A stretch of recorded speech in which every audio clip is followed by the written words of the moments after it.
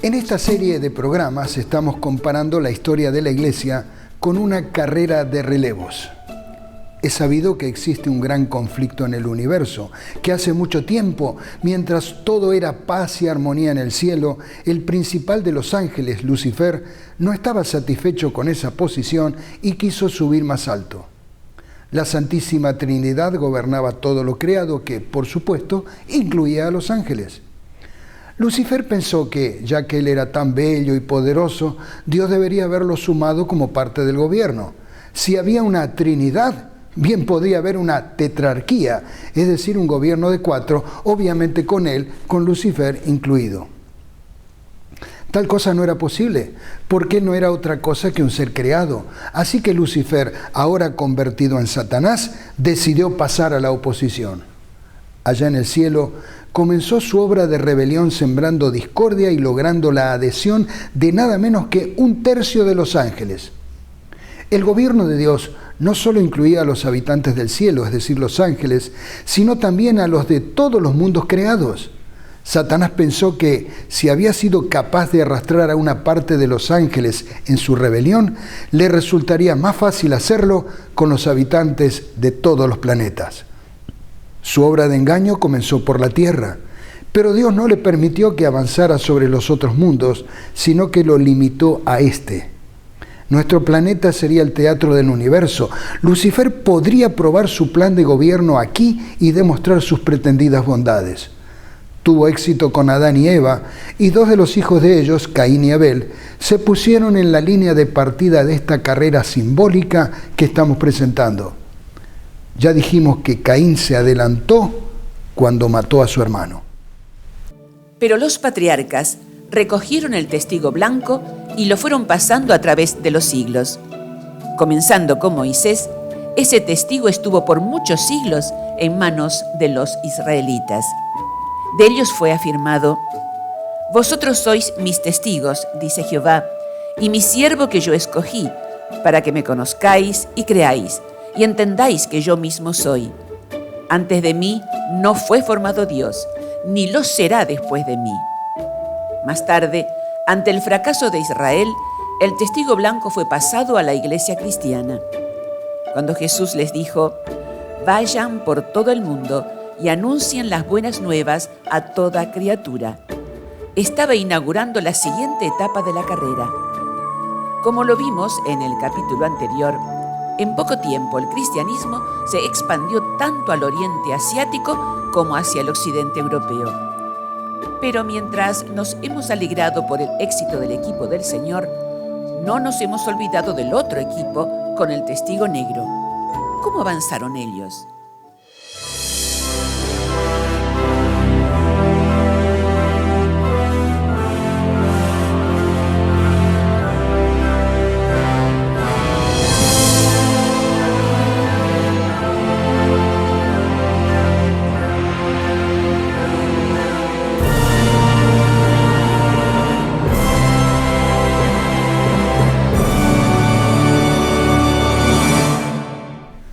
La profecía mesiánica había anunciado lo que ocurriría con Jesús.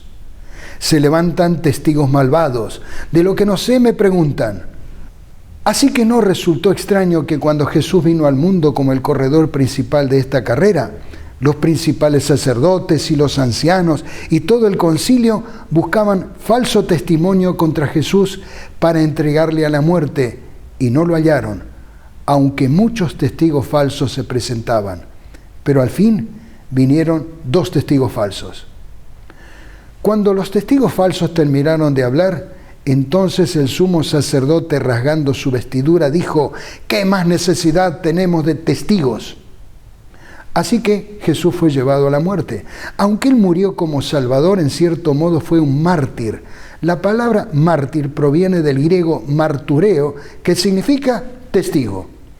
Los discípulos deberían recordarlo, porque Jesús les había anunciado: «Os envío como ovejas en medio de lobos.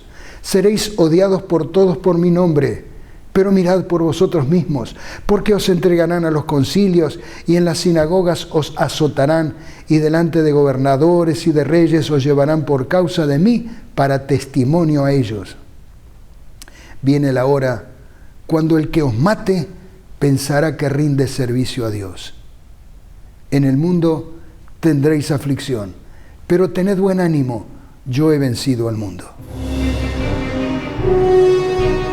Así como Caín se adelantó en la carrera matando a su hermano Abel, los discípulos también habrían de experimentar el mismo trato. Además de los apóstoles, hubo otros mártires, testigos verdaderos, cuyas armas eran la ley de Dios y la verdad. En cambio, los otros, los testigos del equipo negro, usaban como armas no solo la violencia, sino también la mentira. Así padeció Esteban, uno de los primeros diáconos de la iglesia. Contra él pusieron testigos falsos que decían: este hombre no cesa de hablar palabras blasfemas contra este lugar santo y contra la ley. Y echándole fuera de la ciudad, le apedrearon. Y los testigos pusieron sus ropas a los pies de un joven que se llamaba Saulo. Este Saulo no era otro que aquel a quien el Señor después llamó y lo cambió de equipo. En las tierras bíblicas, primero instigado por los judíos que habían dejado caer su testigo blanco y más tarde, por su propia conveniencia, el Imperio Romano persiguió cruelmente a los discípulos del Señor. Muchos cientos de miles fueron fieles hasta la muerte. Esto no debería parecer extraño, porque las profecías de Daniel y de Apocalipsis ya lo habían anunciado. Como ejemplo, en la profecía de los 7 sellos, cuando se abren los 4 primeros, salen los famosos 4 caballos y sus jinetes. Lo que llevan en sus manos evidencia la labor que cumplen. 2 de ellos portan símbolos de destrucción. En eso salió otro caballo de color rojo encendido. Al jinete se le entregó una gran espada. Se le permitió quitar la paz de la tierra y hacer que sus habitantes se mataran unos a otros. Miré y apareció un caballo amarillento. El jinete se llamaba Muerte y el infierno lo seguía de cerca. Y se les otorgó poder sobre la 4ª parte de la tierra para matar por medio de la espada, el hambre, las epidemias y las fieras de la tierra. Estos caballos y sus jinetes son símbolos de los tiempos en los cuales se derramaría en abundancia la sangre de los mártires. Pero el sacrificio de estos testigos no sería ignorado en el cielo. Cuando el Cordero rompió el 5º sello, vi debajo del altar las almas de los que habían sufrido el martirio por causa de la palabra de Dios y por mantenerse fieles en su testimonio. Gritaban a gran voz: ¿hasta cuándo, soberano Señor, santo y veraz, seguirás sin juzgar a los habitantes de la tierra y sin vengar nuestra muerte? Entonces cada uno de ellos recibió ropas blancas y se les dijo que esperaran un poco más, hasta que se completara el número de sus consiervos y hermanos que iban a sufrir el martirio, como ellos. Como ocurrió con Abel, cada avance del testigo negro fue jalonado por la muerte de algunos siervos de Jesús, quien había dicho: si el mundo os aborrece, sabed que a mí me aborreció antes que a vosotros. Acordaos de lo que os dije: el siervo no es mayor que su señor. Si a mí me han perseguido, también a vosotros os perseguirán. Así terminaron los primeros líderes de la iglesia su misión. Esteban murió apedreado. Tomás fue atravesado por lanzas. Santiago decapitado. Felipe colgado. Santiago apaleado. Bartolomé desollado vivo. Simón crucificado. Mateo hachado. Pedro crucificado. Pablo decapitado. Tadeo muerto a flechazos, Bernabé apedreado, Andrés crucificado. Juan fue el único que murió naturalmente, porque no pudo ser destruido cuando lo colocaron en un caldero con aceite hirviente. Pero la persecución no lograba detener el avance del equipo del Señor. Un cristiano que ya mencionamos, Tertuliano, amonestando a los jefes paganos que atizaban la persecución, les dijo: atormentadnos, condenadnos, desmenuzadnos, que vuestra maldad es la prueba de nuestra inocencia. De nada os vale vuestra crueldad, mas somos cuanto derramáis más sangre, porque la sangre de los cristianos es semilla. Y era verdad. Cuanto más cristianos mataban, más cristianos surgían. Por lo tanto, el capitán del equipo negro cambió de estrategia, tal como había sido anunciado en la profecía de los 4 caballos. El tercer jinete no porta una espada, lleva un símbolo de engaño, de estafa. Miré y apareció un caballo negro. El jinete tenía una balanza en la mano y oí como una voz en medio de los 4 seres vivientes que decía: 1 kilo de trigo o 3 kilos de cebada por el salario de un día. Decimos que es un símbolo de estafa, porque trabajar todo un día para recibir 1 kilo de trigo o 3 de cebada es una verdadera estafa, y esto es lo que ocurrió. Como el diablo no podía destruir a la naciente iglesia desde afuera, pronto se dio cuenta que debía usar una estrategia diferente. Así que de ahí en adelante el equipo negro utilizaría 2 falsos testigos. Uno rojo como la sangre de los mártires y otro negro, símbolo oscuro de la negación de la blanca pureza de la verdad. Uno en cada mano. No dejaría de usar la mencionada y violenta persecución, pero agregaría algo más peligroso: las falsas doctrinas. La herejía había comenzado tempranamente en la iglesia primitiva. Le tocó al último de los apóstoles luchar contra ella. El Evangelio de Juan procuró refutar el creciente gnosticismo, una doctrina religiosa esotérica y herética que prometía a sus seguidores conseguir un conocimiento intuitivo, misterioso y secreto de las cosas divinas que les conduciría a la salvación. Pero no era la única. Increíblemente tan cerca de la era apostólica, enseñanzas heréticas como el docetismo, el ebionismo, el adopcianismo, el arrianismo, el apolinarianismo, el nestorianismo, el monofisitismo y el monotelismo procuraban ahogar o desprestigiar las puras enseñanzas bíblicas. San Pablo no desconocía que la carrera sería complicada. Dios le había revelado lo que ocurriría antes de la venida de Jesús. El apóstol escribió que ese día no puede venir sin que venga primero la apostasía y sea revelado el hombre de pecado, el hijo de perdición, el cual se opone a Dios y se ensalza sobre todo lo que se llama Dios o que es objeto de culto, de modo que se sienta en el templo de Dios ostentando que Él es Dios.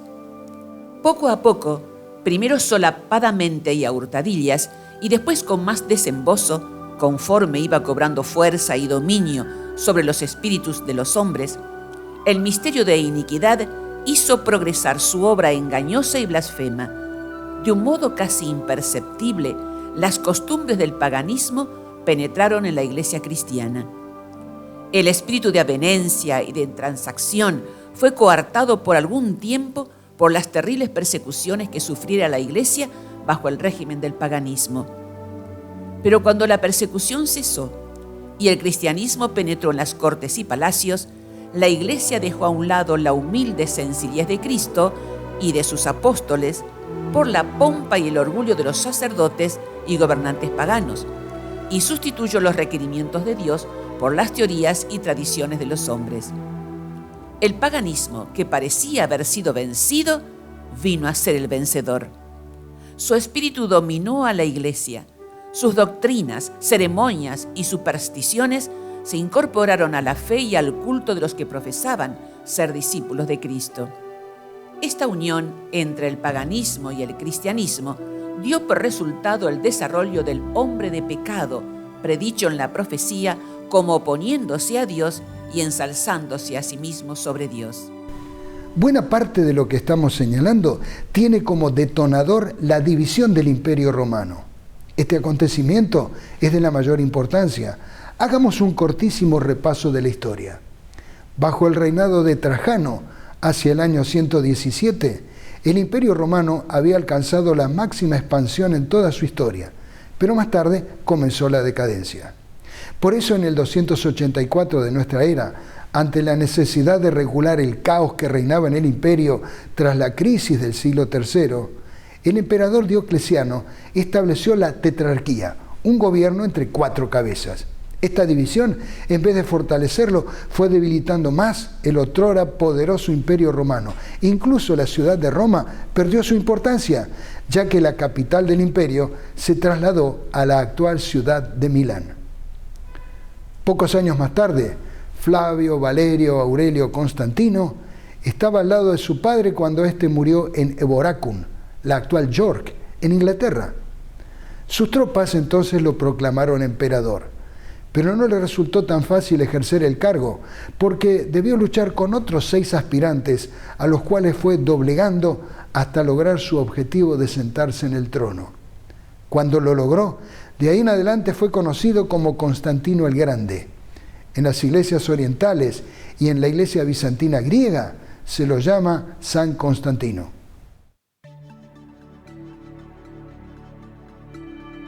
Constantino ganó tal honor por ser el primer emperador romano que autorizó el culto cristiano, aunque él mismo no lo era, ya que se dice que solo al final de su vida se bautizó para morir como un cristiano.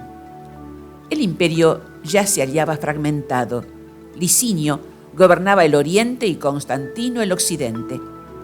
Fue en el Palacio Imperial en Milán, cuyas ruinas estamos viendo, donde en el año 313 se logró el acuerdo entre los 2 emperadores, que dio legalidad al culto cristiano.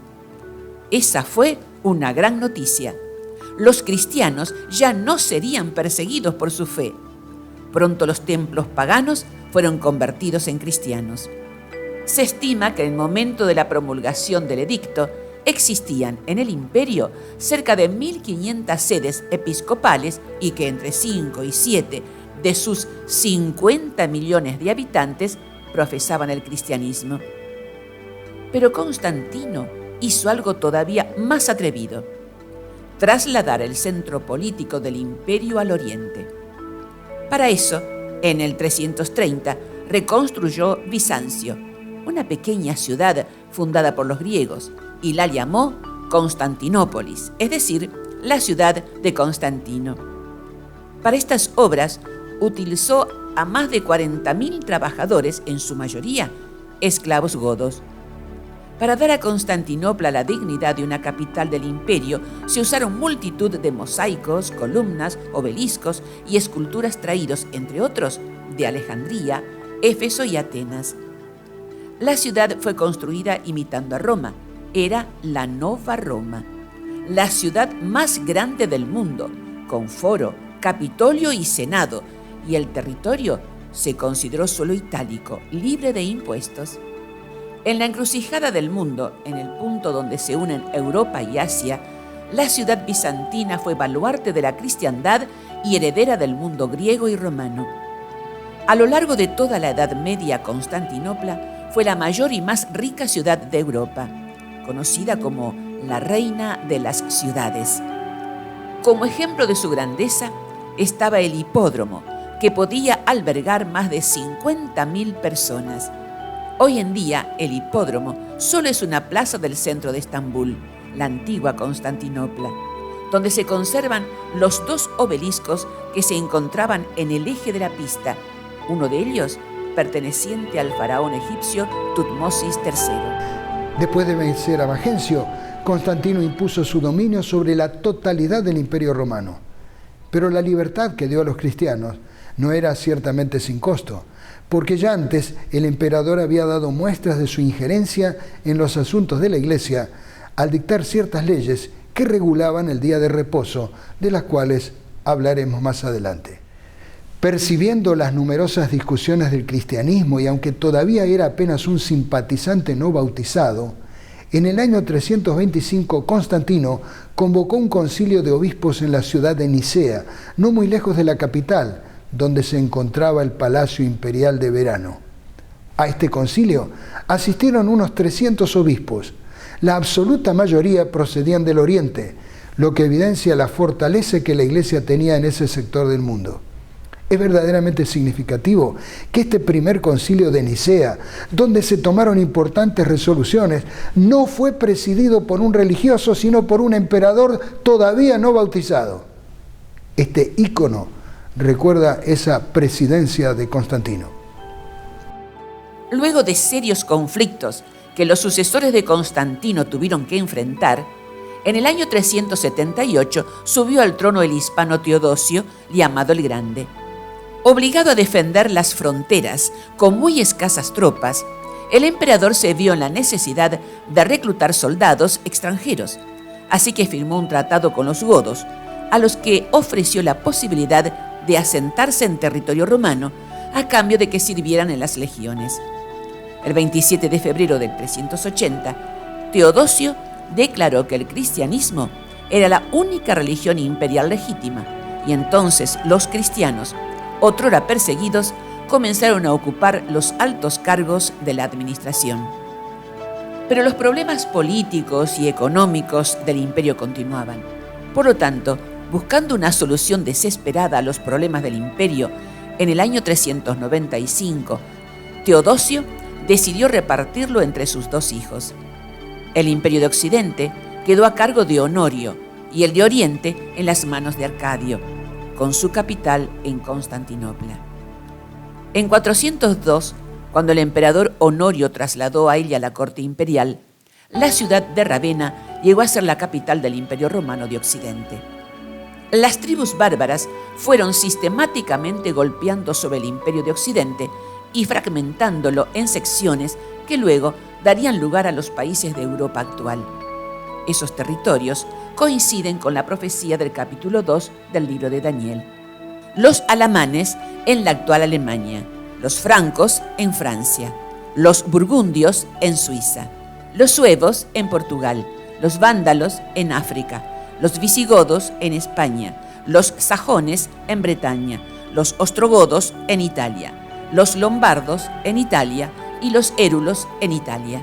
Flavio Rómulo Augustulo, es decir, el pequeño Augusto, que había nacido el año 465 en Ravenna, fue el último emperador romano de Occidente.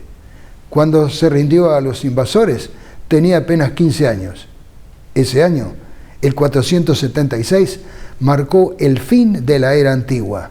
Comenzaba la Edad Media. Cuando se hizo la división del imperio, se afirmó que el mismo tendría dos capitales, Roma y Constantinopla, pero en realidad nunca fue así. La caída de Roma dejó al occidente con el trono vacante, con un tremendo vacío de autoridad. Mientras tanto, en el oriente, en la Nova Roma, es decir, Constantinopla, el emperador Justiniano se fortalecía cada vez más. Incluso ordenó la construcción de la iglesia, que por 1000 años iba a ser la iglesia más grande de la cristiandad, la famosa e imponente Santa Sabiduría. Se dice que cuando la inauguró, Justiniano afirmó que había superado a Salomón en cuanto a la magnificencia del templo. Pero este emperador fue más lejos. Percibiendo la decadencia del occidente, en el año 533, Justiniano promulgó el decreto mediante el cual se nombraba jefe de la iglesia al obispo de Roma. En ese tiempo era Virgilio. Sin embargo, Roma estaba en manos de los ostrogodos y no fue posible poner en práctica inmediatamente ese decreto. Por eso el emperador envió a 2 de sus mejores generales, Belisario y Narcés, para echar de Roma a los ostrogodos. No fue fácil, pero al fin, en el año 538, Virgilio, el obispo de Roma, pudo ascender al trono que le compró al general Belisario, aunque en verdad nunca se lo pagó. Con ese acto comenzaba el período profético de los 1260 años, que culminaría en tiempos de la Revolución Francesa. La Edad Media fue una triste época de gran oscurantismo. La Iglesia romana dominaba el mundo occidental y en ese tiempo poco progresaron las ciencias y la investigación. Más bien, el totalitarismo y la superstición estaban rigiendo las vidas de los que vivieron esos 1000 años de estancamiento. Y tampoco faltó la corrupción. Como muestra, en el siglo VIII apareció un documento espurio conocido como la Donación de Constantino. El papel es un decreto imperial apócrifo atribuido a Constantino.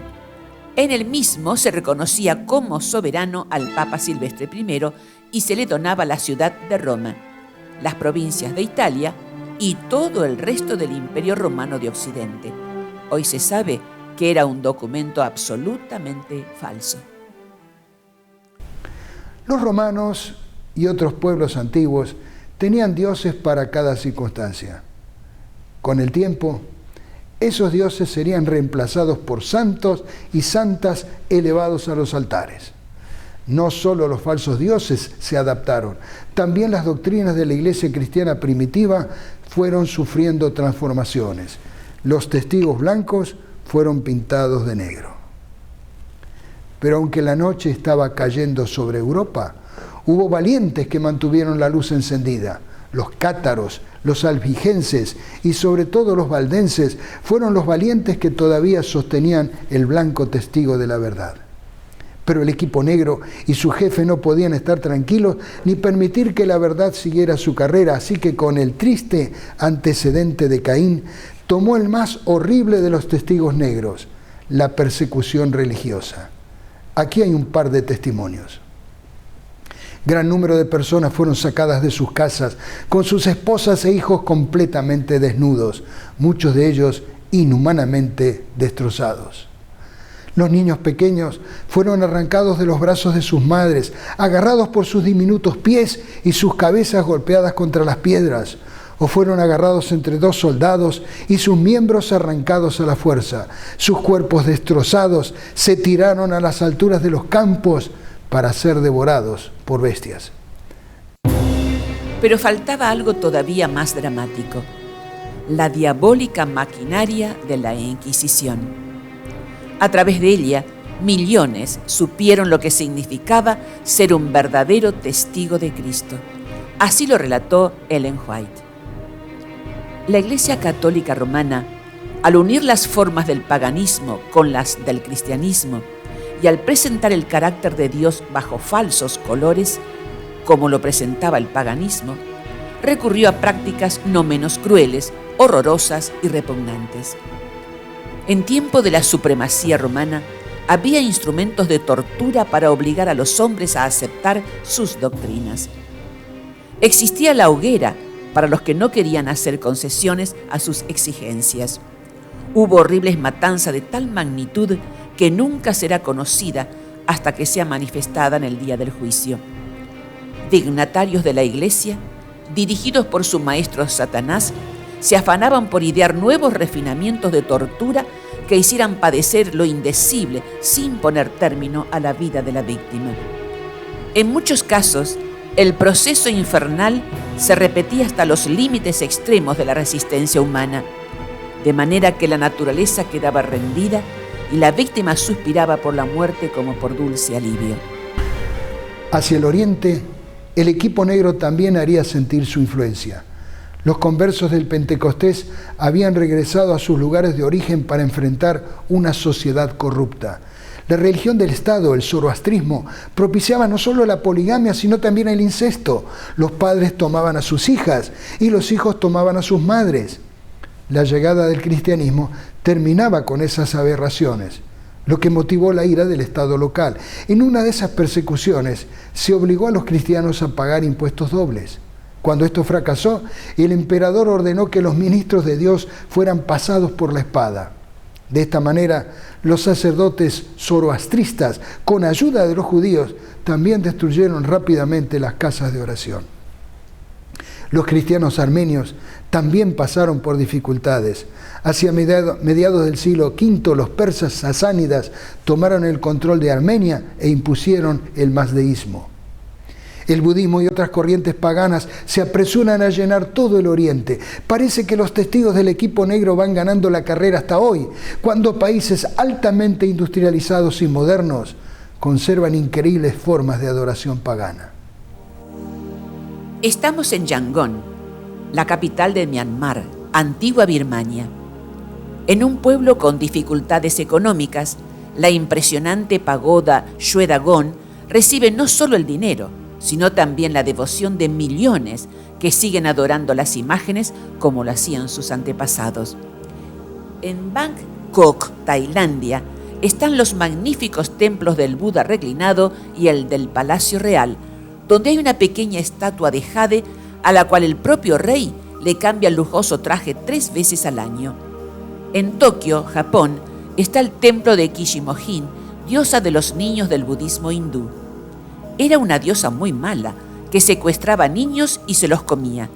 Pero Buda, tomó el más joven de los hijos de la diosa y se lo escondió para que ella experimentara la pena de perder un hijo. Así que ella se transformó en una diosa buena que protege a las mujeres y los niños, y ahora es adorada como la patrona del nacimiento y el crecimiento de los niños. También aquí, en Tokio, encontramos este sorprendente templo del gato. Y ahora en Shanghái, China, rodeado de modernos edificios, está el fabuloso Templo de la Serenidad. En su interior, la estatua de Sakyamuni, el primer Buda del budismo, está hecha con jade de Myanmar. Mide 3 metros 87 centímetros y pesa 11 toneladas. Esta otra estatua de Buda mide casi 9 metros y está confeccionada con 15 toneladas de plata. Al presente, se está recolectando el oro suficiente para hacer otra gigantesca estatua con ese material. En el exterior encontramos la piedra de la suerte. Es de jade. Toque la piedra y le será otorgada la buena suerte. Piense en un deseo y su deseo le será hecho. Aquí está Ravana, demonio de 10 cabezas. Fue hecho en India en tiempos tan cercanos como el siglo XVIII. Este Ravana secuestró a Sita y lo retuvo en Lanka, hasta que su esposo Rama la rescató con un ejército de monos.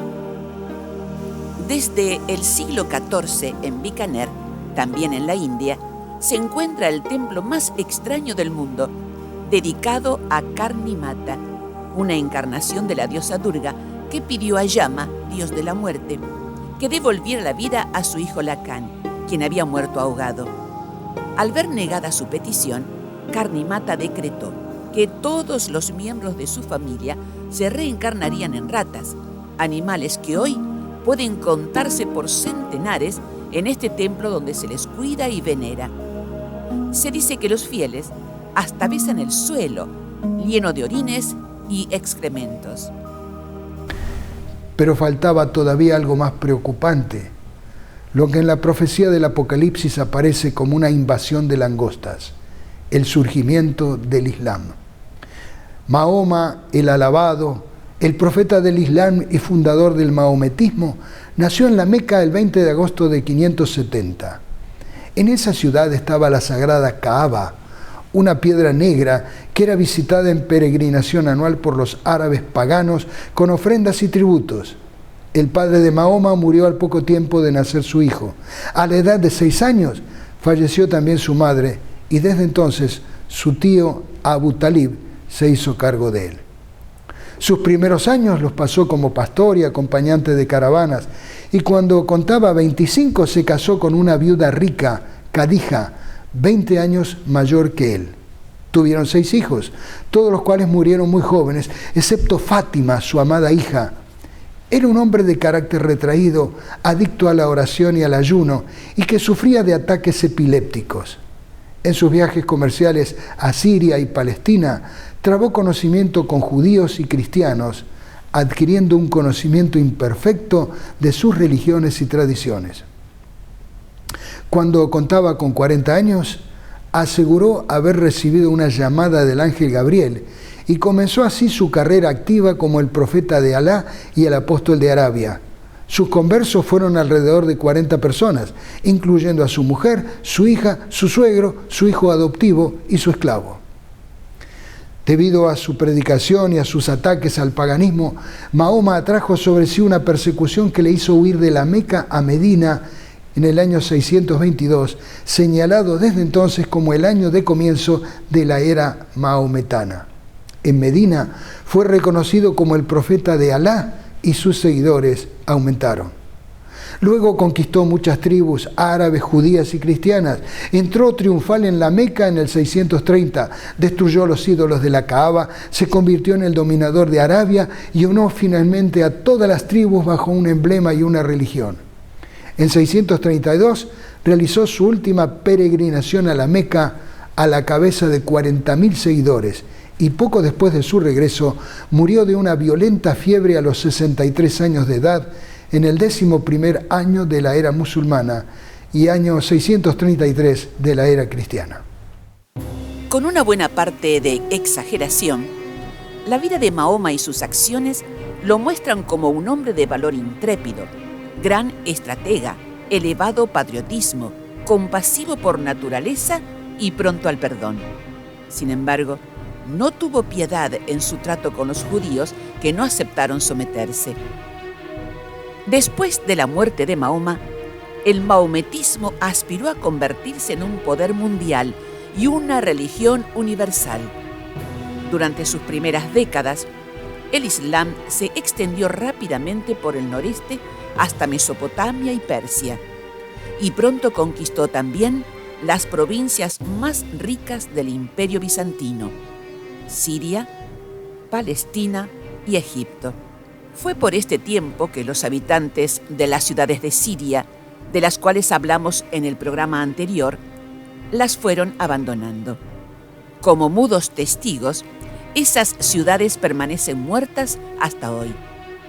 Los siguientes eslabones de la cadena de conquistas musulmanas fueron el norte de África, Sicilia y España. En los siglos VIII y IX conquistaron Persia, Afganistán y gran parte de la India, y en el siglo XII se habían convertido ya en los dueños absolutos de toda Asia Occidental. Es de destacar lo ocurrido en Jerusalén, la ciudad santa. Después que los romanos con las tropas del general Tito la destruyeran en el año 70, la ciudad y sus alrededores entraron en un estado de abandono. Sin embargo, Jerusalén comenzó a ser nuevamente un centro de interés con la aceptación del cristianismo durante la época del emperador Constantino. Bajo el impulso de la emperatriz Santa Elena, se construyeron iglesias en los lugares santos y comenzó a ser un lugar de peregrinación de los cristianos. En el año 638, Jerusalén estaba gobernada por los cristianos bizantinos. Las tropas árabes llegaron a sus puertas y la asediaron durante 4 largos meses. El gobernador de Jerusalén, Sofronio, se rindió ante el conquistador Omar. Más tarde, las cruzadas pretendieron recuperar los lugares santos, pero su éxito fue relativo y efímero. Los musulmanes árabes, a su vez, fueron conquistados por mongoles y turcos en el siglo XIII, pero los conquistadores fueron conquistados, porque adoptaron la religión de Mahoma. Pronto los conquistadores turcos le arrebataron al Imperio Bizantino todo el Asia Menor, estableciendo su capital en Nicea, ciudad que se encontraba a solo 100 kilómetros de Constantinopla. El temor del emperador bizantino, Alejo I, fue tan grande que tuvo que solicitar ayuda al Papa Urbano II sin mucho resultado. Constantinopla resistía como una isla en un mar embravecido. El último baluarte cristiano no podría sostenerse por mucho tiempo más. Los califas, que desde hacía siglos ya habían dominado el territorio de Asia, que hoy es conocido como Turquía, miraban a la gran ciudad de Constantinopla como un apetecible postre agradable para comer. El 29 de mayo de 1453 cayó la ciudad.